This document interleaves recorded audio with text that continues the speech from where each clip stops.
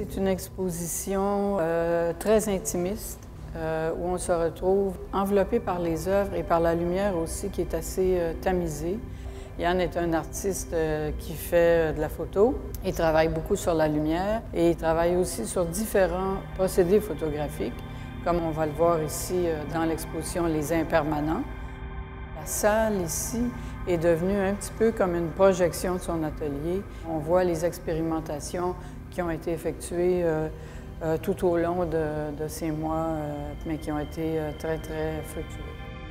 Cette expo-là fonctionne comme je dis souvent qu'elle fonctionne de façon télescopique. Il se passe quelque chose dans une œuvre qu'on retrouve dans une autre, puis tout d'un coup, comme il n'y a pas de parcours imposé, je veux dire, moi je vois vraiment ces œuvres-là comme on pose des questions en philo.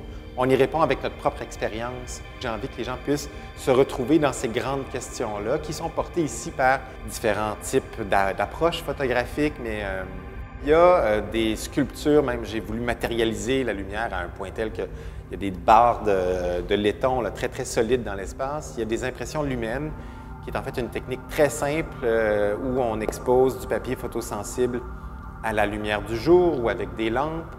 Il y a des projections diapos, il y a de l'image trouvée. Puis je pense que ce qui revient beaucoup, en tout cas des gens qui ont visité l'expo jusqu'à maintenant, c'est cette gradation-là dans l'expo. Il y a deux salles.